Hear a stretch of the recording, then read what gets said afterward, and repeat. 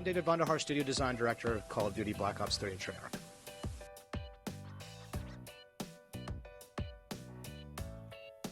So, in Call of Duty Black Ops 3 multiplayer, the specialists are 9 playable hero characters that you select from. Each of the specialists has a power weapon and a power ability, and those are mutually exclusive choices, so you have to pick one or the other.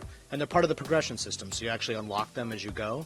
And when you go, you'll decide, say, I would like to be Ruin with Overdrive or Ruin with Gravity Spikes. And then you can pick that character at the beginning of a match. It stays with you the entire match. You can't actually change out until the end of the match.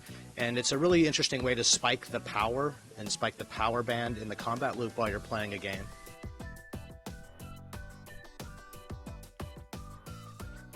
So one of the most popular questions that we'll get is, will you add specialists? And my answer is, will we not add them? This is not something that we're ready to go. We're trying to get to November 6th. We're trying to launch the game. We're trying to figure out where to go from there. But you know us at Treyarch, we're never stop working on the game. And so I would never say never, but we have no definitive plans to talk about any of that stuff right now.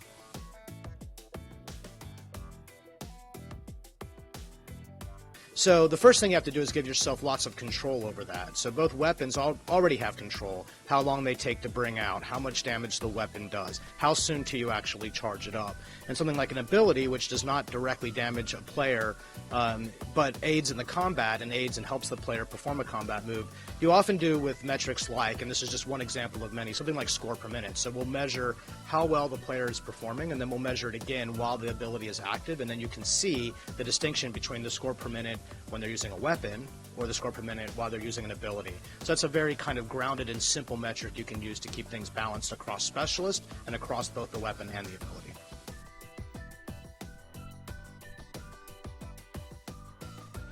So what you'll see in team play is that players will take specialists that complement each other, and you actually have to do this when you're playing at a competitive level because of what we call the specialist draft, which means that there can only be one specialist of one type on the team at a time. But in public play, anybody can use any specialist as long as that specialist is unlocked. And what you're going to see is certainly a high gravitation towards specialists depending on the mode that you're using. So for example, in something like CTF and Uplink, Ruin Overdrive is going to be quite popular. You're going to see a lot of Ruin Overdrive when you're playing CTF matches. But when you're playing other types of game modes, and you're going to see different specialists that are best adapted for that player, that play style, that mode, and even in some cases that particular map.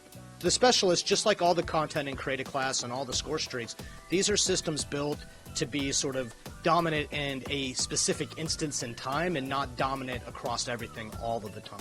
So absolutely, I think specialists, and we believe specialists, will be used sort of contextually depending on what people are playing and how far they are in the progression and what they're really trying to do and accomplish in the game mode and what role they're playing.